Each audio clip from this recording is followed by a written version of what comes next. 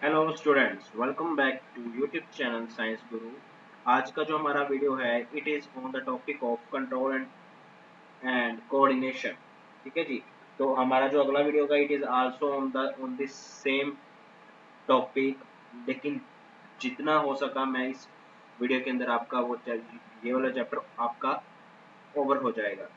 जो भी स्टूडेंट्स हमारे साथ न्यू हैं तो प्लीज़ अगर ये आपको वीडियो अच्छी लगे तो इसको लाइक कीजिए, शेयर कीजिए and don't forget to subscribe the YouTube channel Science Guru. So let's start the topic control and coordination. So first of all आपको इसके अंदर ये चीज़ पता होनी बहुत ज़रूरी है, what is a stimulus, what is a response and what is do you mean by control and coordination. So first चीज़ लिखिए स्टिमुली। उसका मतलब क्या होता है कि देखो हमारे इन्वायरमेंट के अंदर क्या होता है, हर एक समय में क्या होता है, कुछ ना कुछ चेंजेस आते रहते हैं। So those changes in the environment to which living organism respond. मतलब अब देखो मान लीजिए आज क्या है, मान लो अचानक से हीट इंक्रीज हो गई, मींस अचानक से आज गर्मी इंक्रीज हो जाती है, तो we use the separate coolers ACs का इस्तेमाल होता है। तो मतलब इन्वायरमेंट के अंदर जो अंतर आया उसके भी रिस्पेक्ट हमारा भी क्या निकला, कुछ ना कुछ रिस्पॉन्स आया। तो जो चीज इन्वायरमेंट में कुछ अंतर लेके आती है और जिसका ये रिजल्ट निकलता है कि हम कुछ ना कुछ अपनी ओर से कुछ एफर्ट लगाते हैं या कुछ हम अपना रिस्पॉन्स शो होता है, तो that is known as stimulus. For example heat लगना या कोल्ड लगना, आवाज का आना, किसी चीज की स्मेल आना, एक्सेट्रा।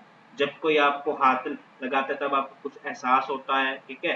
तो it all these are the example of the stimulus. और जो हम एक्शन लेते हैं उसको हम कहते हैं response. Okay, so living organism respond to the stimuli in the form of their body movements.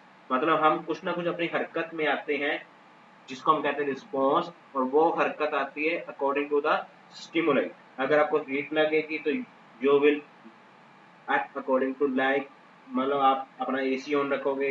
और अगर आपको मतलब आपको हवा मीन्स अच्छी लग रही है तब आप उस हवा को क्या कर सकते हो, आप उसको नीचे लेके आ सकते हो। मीन्स टू से जो भी आपको फील होगा उसके अकॉर्डिंग आपका क्या होता है, एक्शन होता है।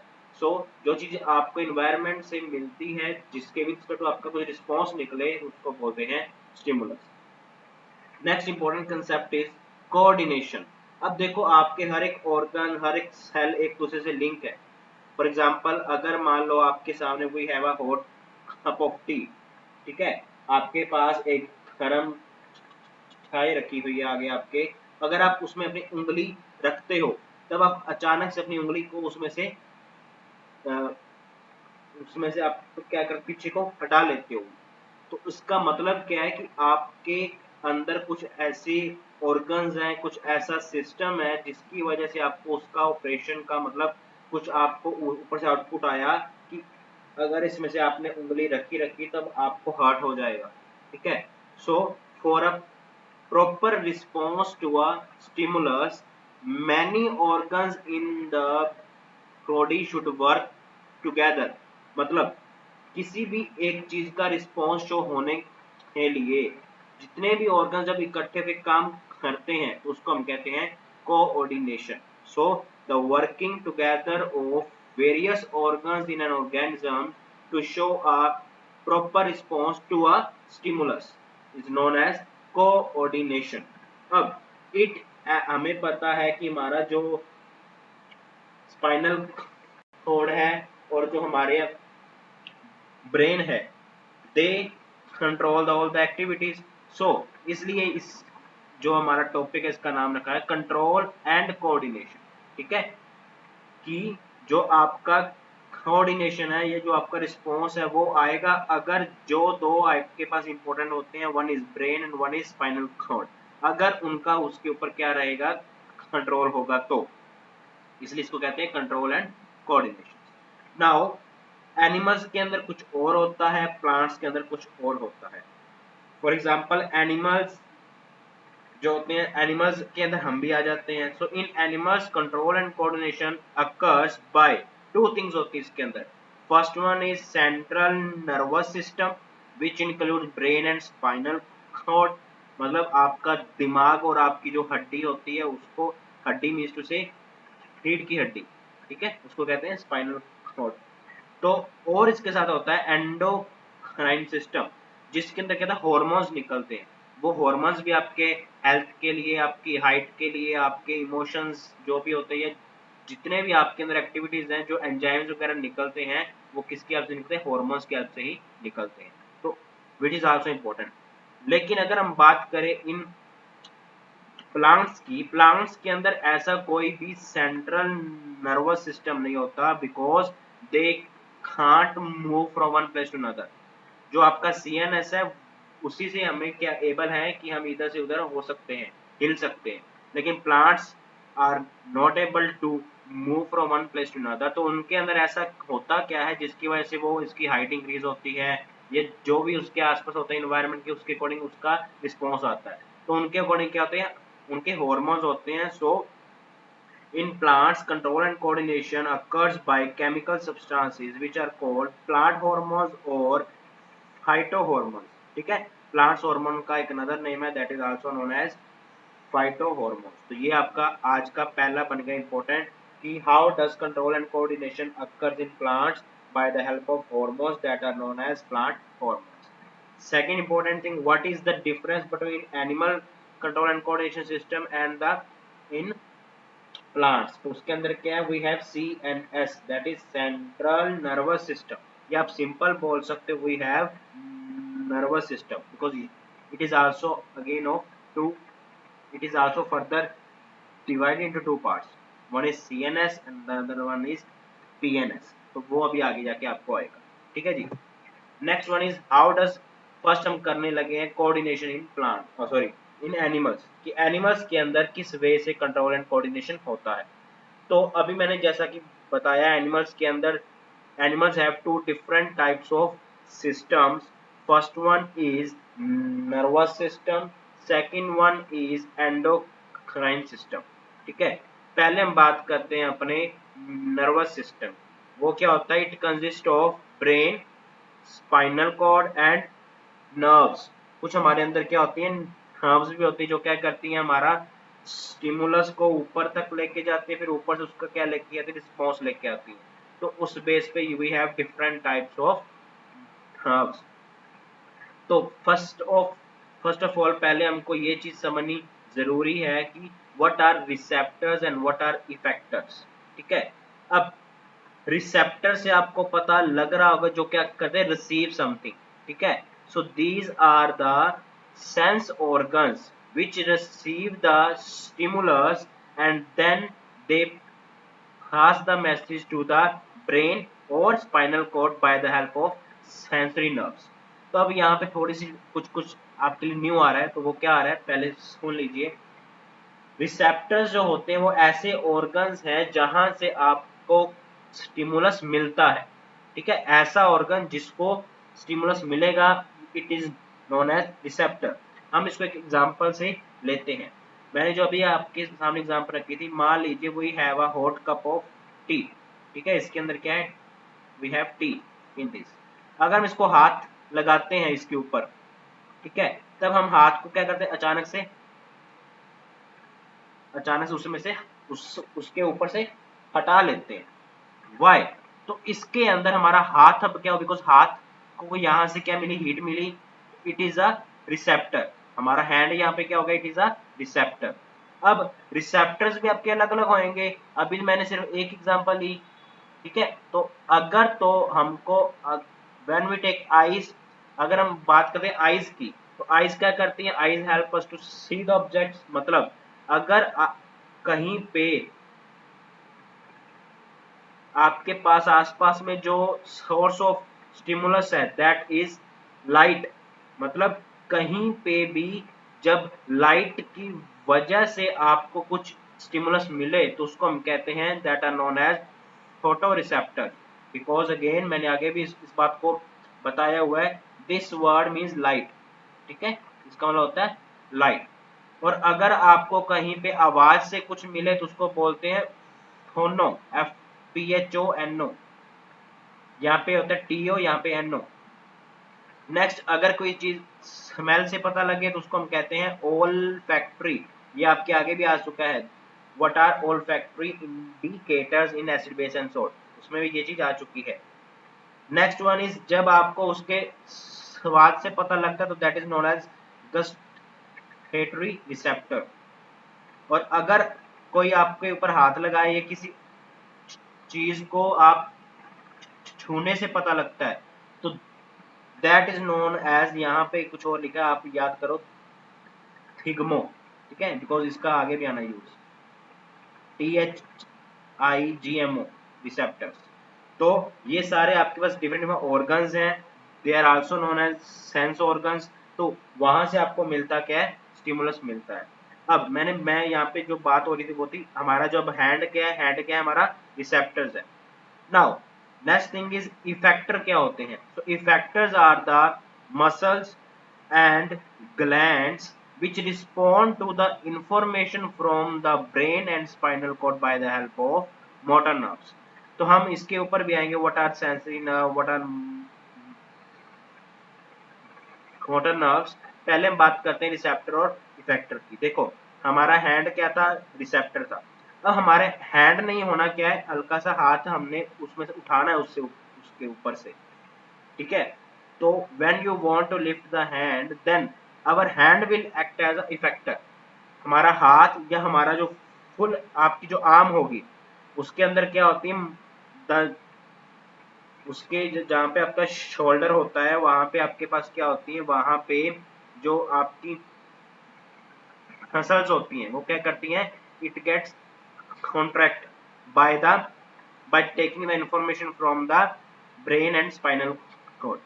मतलब क्या है कि जब आप हाथ उठाओगे तब आपकी जो शोल्डर की मसल्स होती हैं वो क्या करती हैं, आपकी इकट्ठी होती है, इसलिए आपका हाथ उधर से हट जाता है, ठीक है। तो ये अब इस हमारी जो मसल्स थी उसको ऊपर से किससे मिला message, either from the brain और फ्रॉम द स्पाइनल कॉर्ड। वो आपके किसके ऊपर डिपेंड करेगा, that will depend upon the stimulus.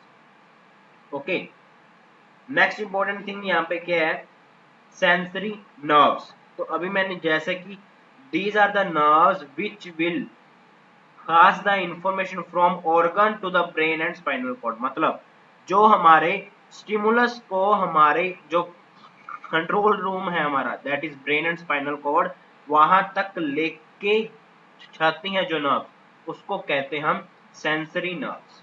Okay, और जो मैसेज वहां से फिर आउटपुट में लेके आती है ताकि हमारा एक्शन हो, मतलब हमारा रिस्पॉन्स निकले, तो उस नर्व्स को बोलते हैं मोटर नर्व्स, ठीक है। जो आपकी सेंसरी नर्व्स हैं वो मैसेज लेके जाती हैं, और जो मैसेज लेके आती हैं उनको बोलते हो मोटर नर्व्स।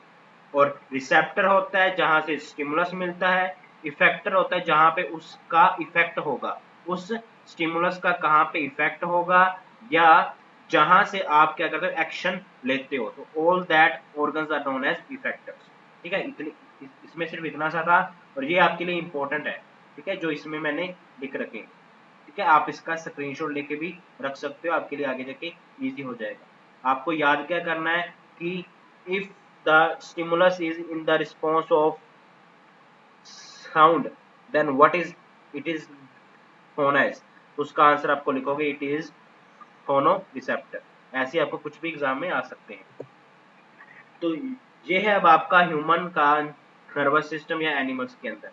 देखो एक्चुअली में तो ये काफी एक्सप्लेनेशन में आएगा, लेकिन आपको सिंपल मैं बताऊंगा कि कितना को आपके एग्जाम में आ सकता है, बिकॉज आपका ईटीटी का एग्जाम है, आपका कोई मास्टर हेडर वाला एग्जाम नहीं है, तो उसमें इतना कुछ नहीं आने वाला। उसमें सिर्फ जो आपके बेसिक सब्सटेंसेस हैं, या जो आपका जो ऐसी ऑब्जेक्ट्स हैं इसके अंदर जो आपके लिए हेल्पफुल हो सकते हैं, सिर्फ उतने ही आने हैं।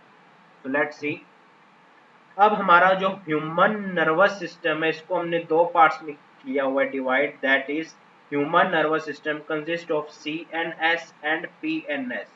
CNS बोले तो सेंट्रल नर्वस सिस्टम, और इसके अंदर क्या होता है, ब्रेन एंड स्पाइनल कॉर्ड।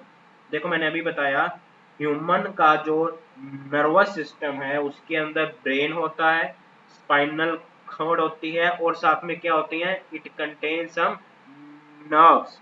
लेकिन जो हमारा ब्रेन और स्पाइनल खोड वाला पार्ट है ये सिर्फ क्या करता है, इनको कंट्रोलिंग में हेल्प करता है, इसलिए इसको हमने बोल दिया this is known as CNS, that is central nervous system.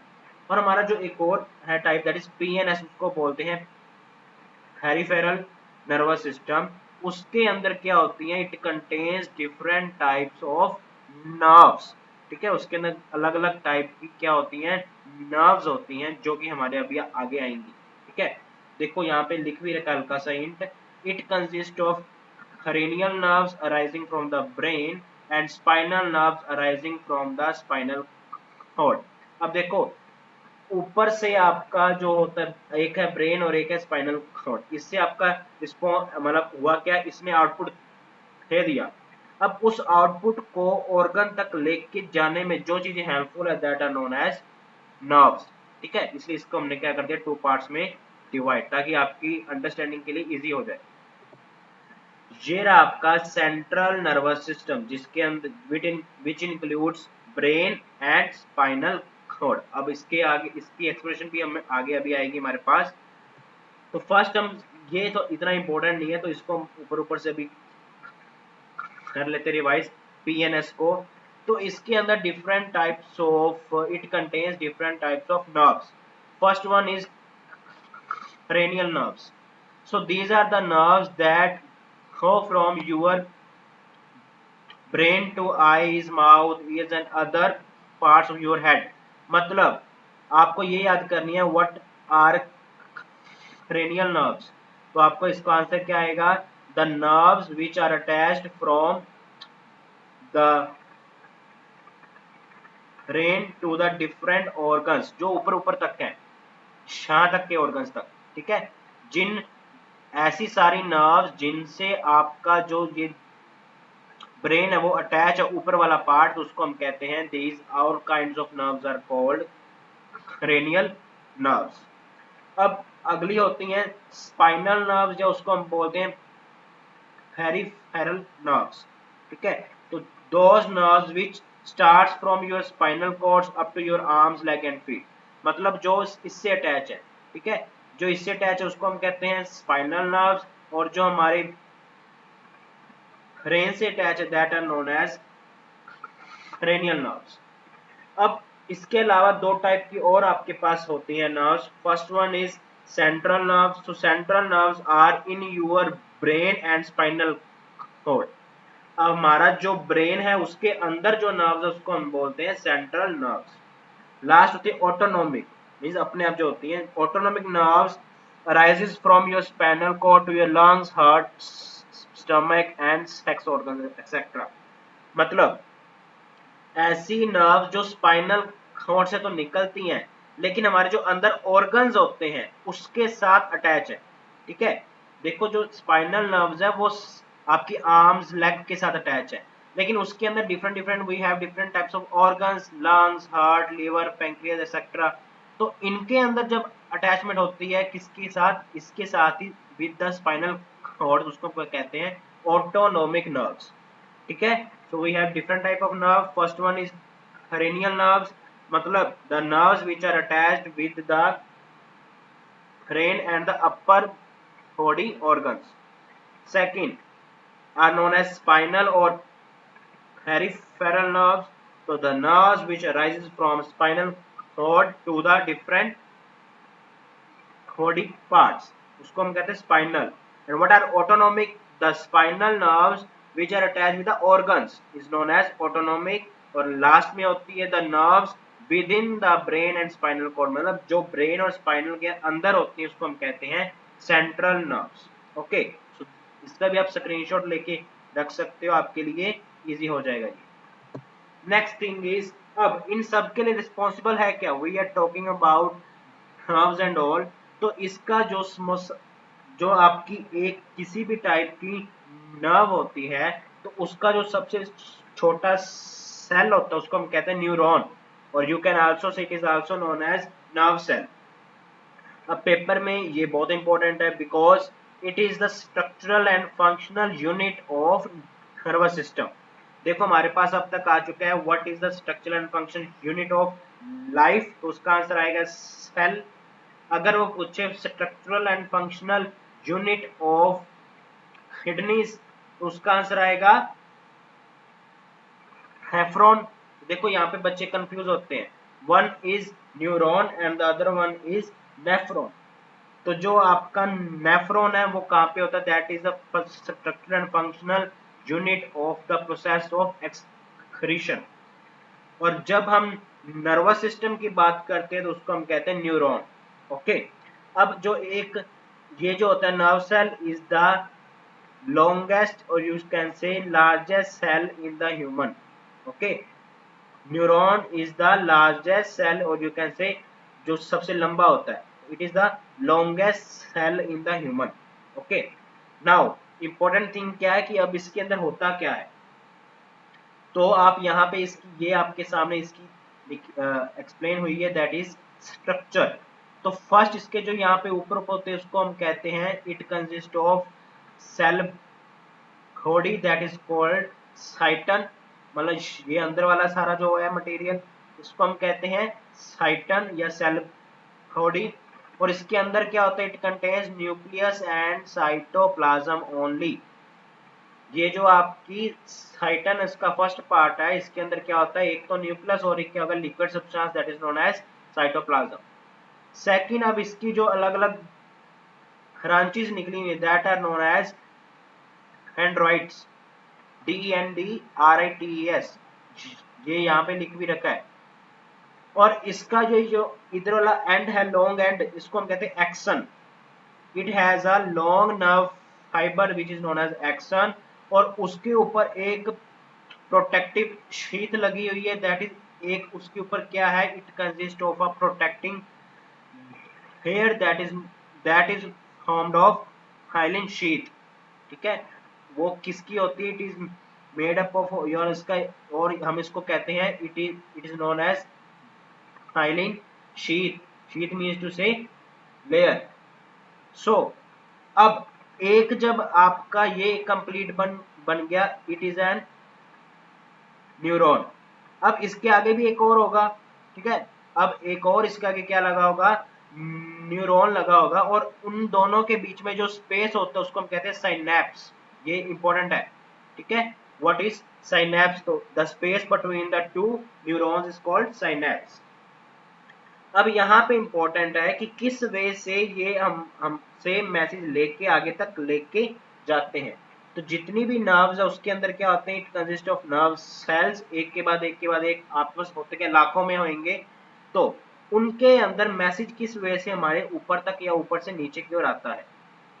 तो फर्स्ट इंपॉर्टेंट थिंग कि message pass from the nerve cell in the form of chemical as well as electrical signals which is known as impulsive.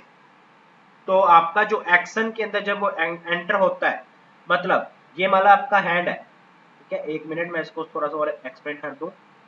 ये वाला आपका hand था इधर, तो यहाँ पे जो आपका नजदीकी न्यूरॉन होगा उसके जो ऊपर वाली एंड्स है that is known as dendrites, वहां से वो क्या रिसीव करेगा, इट रिसीव्स द स्टिमुलस।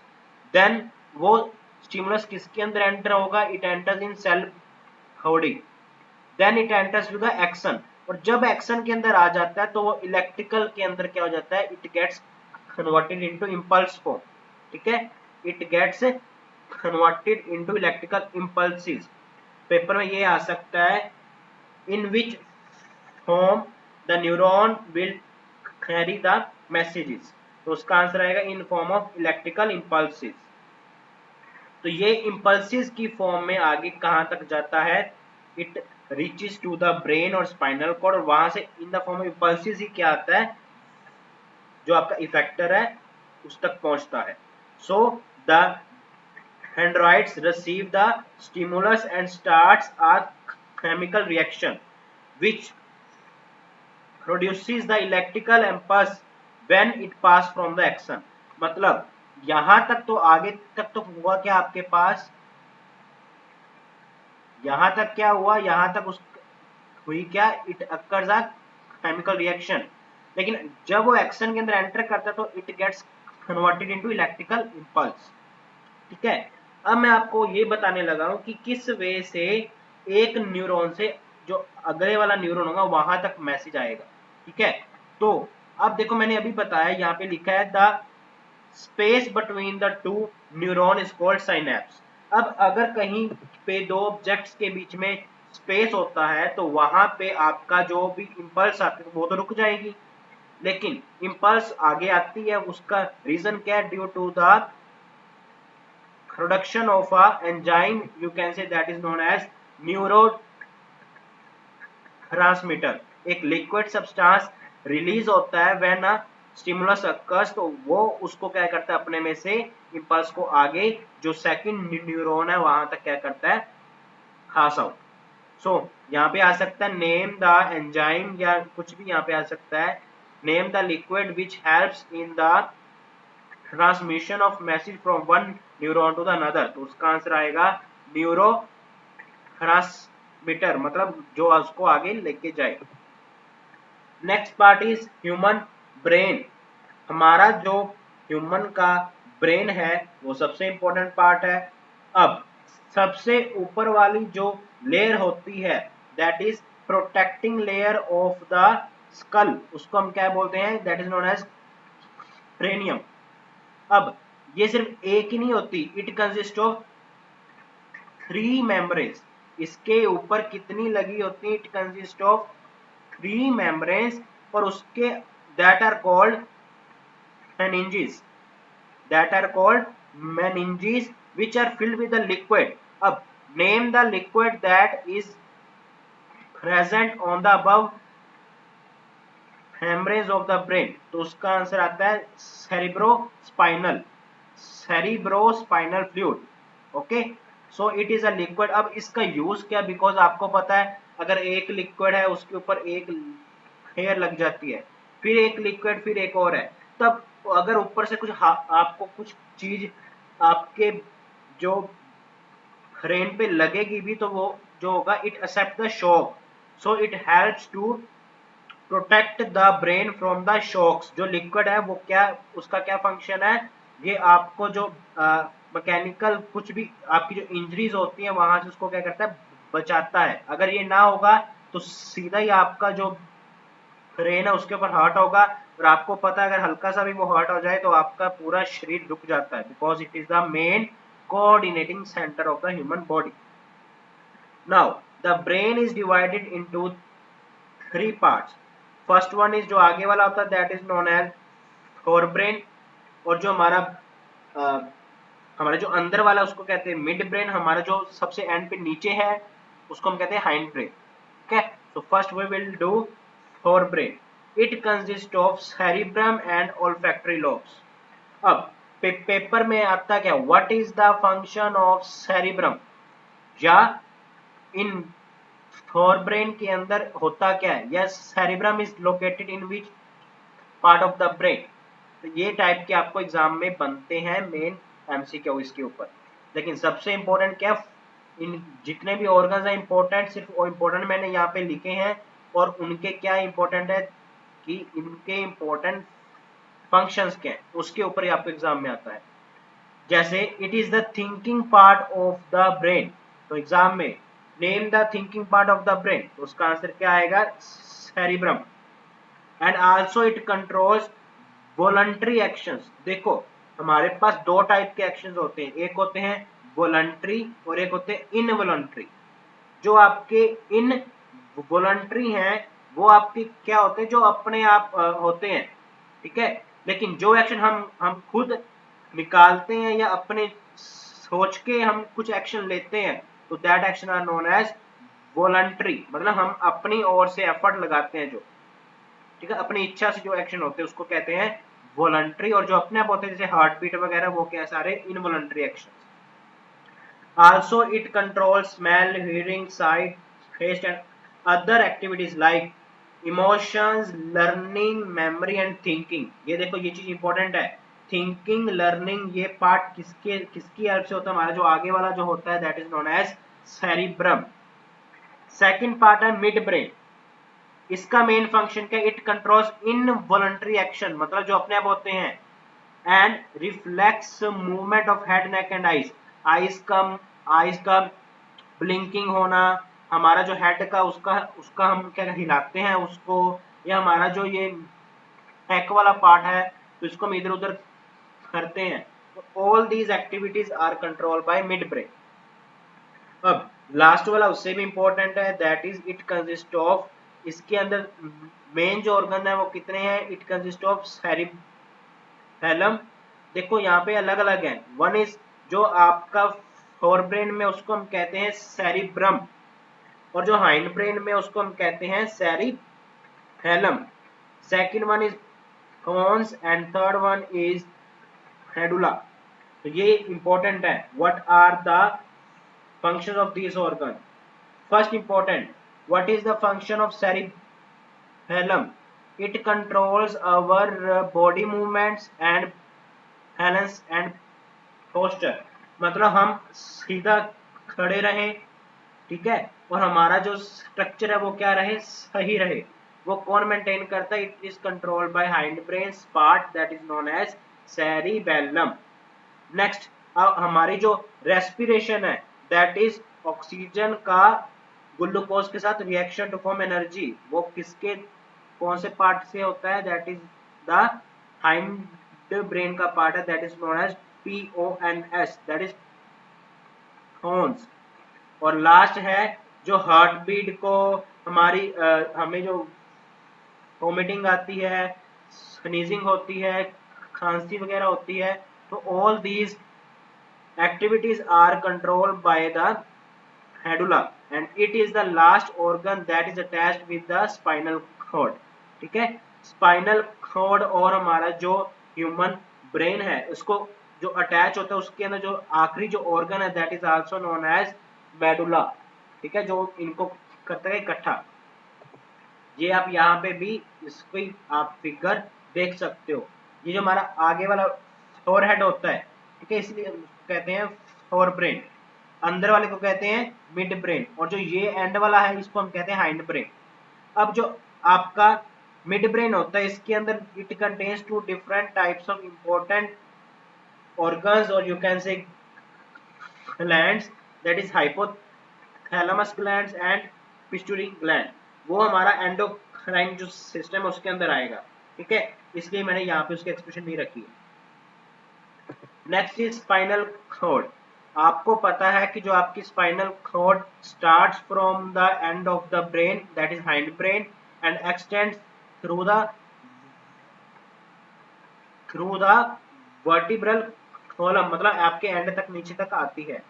अब इसके अंदर कितने पेयर्स ऑफ स्पाइनल नर्व्स होते हैं, दैट आर 31 होते हैं। ये इंपॉर्टेंट, कितने आपके नर्व्स के पेयर होते हैं। फॉर एग्जांपल ये आप यहाँ पे देख सकते हो, एक इधर और एक इधर, ये एक हो गया, फिर दो, फिर तीन, चार, ऐसे कितने 31 होते हैं। अब एग्जाम में आता है, नेम द substance या organ which attaches the, or you can say which is the starting point and ending of the human brain। तो वो क्या होगा, medulla oblongata, that is known as medulla oblongata।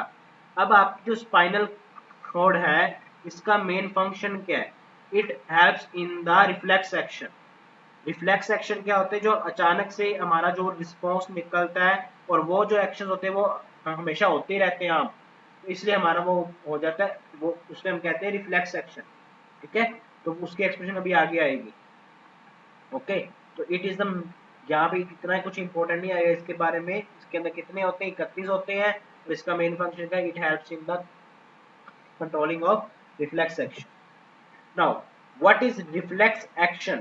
So, reflex action is a sudden, unconscious and involuntary response of the effector to a stimulus। मतलब अचानक से अपने आप हो जाए, या जो हमारे हाथ में नहीं, जो होगा ही होगा, उसको हम कहते हैं रिफ्लेक्स एक्शन। फॉर एग्जाम्पल मैंने अभी बताया, किसी हॉट चीज को हाथ लगाए तो हमारा हाथ उठ जाता है वहां से, तो it is an example of reflex action. अब इसमें क्या होता है, in this reflex action the nerves in the skin that are known as receptors detect the heat, वहां से heat उसको क्या हुई, महसूस हुई, एंड ये मैसेज आपकी जो सेंसरी नर्व्स है कहाँ तक लेके गई, स्पाइनल कॉर्ड तक। अब यहाँ पे वर्ड लिखा है सिर्फ स्पाइनल कॉर्ड, क्यों, मैंने अभी बताया रिफ्लेक्स एक्शन के अंदर there is no involvement of your human brain, there is only the involvement of spinal cord, because इतने से जो इजी सा काम है उसके लिए भी अगर उसका इस्तेमाल होगा तो हमारा जो ह्यूमन का ब्रेन है which is controlling all the activities, तो उसके लिए थोड़ा सा होगा क्या, थोड़ी सी मीन्स कठिनाई हो जाएगी उसके लिए। सो जब ये message sensory nerve spinal cord तक लेके जाती हैं तो वो इंफॉर्मेशन जो नर्व्स लेके आती है उसको हम कहते हैं मोटर नर्व्स, और वो कहाँ तक लेके आती हैं, इफेक्टर्स तक, और हम अपना हाथ उठा लेते हैं। ठीक है, अब जिस रास्ते से ये सब कुछ होता है उसको हम कहते हैं रिफ्लेक्स आर्क। रिफ्लेक्स एक्शन का जो रास्ता होता है उसको हम कहते हैं reflex arc. So the pathway of a reflex action is known as reflex arc। Again वही चीज लिखी है कि स्पाइनल नर्व्स जो होती हैं, या सॉरी सेंसरी नर्व्स है, वो मैसेज रिसेप्टर से कहाँ तक लेके जाती है, स्पाइनल के पास, फिर वहां से जो आपकी मोटर नर्व्स है वो इफेक्टर तक लेके आती है। तो इस सभी रास्ते को क्या कहते हैं, this is known as reflex arc. Okay, next topic is coordination in plants, वो हम अब रखेंगे अपना नेक्स्ट लेक्चर के अंदर, बिकॉज ये इतना कोई एक्सप्रेशन वाला नहीं है, और साथ में इसके साथ रखेंगे और जो जो हमारा बच गया दैट इज ह्यूमन का एंडोक्राइन सिस्टम। ठीक है, आप उसको बोलते हो hormonal system. So thank you very much for being live with us, और अगर आपको ये वीडियो अच्छी लगे इसको लाइक कीजिए, like it, share it and subscribe the YouTube channel Science Guru. Meet you in the next video which consists of the next part, that is control and coordination part 2, which would be uploaded within next 2 days। ठीक है, अगले next for example आपकी जो next video है वो either on the 2 जुलाई और on the next day वो upload हो जाएगी। थैंक यू सो मच, और ऐसे ही आप क्या करते रहो यूट्यूब चैनल साइंस गुरु को सब्सक्राइब। Thank you.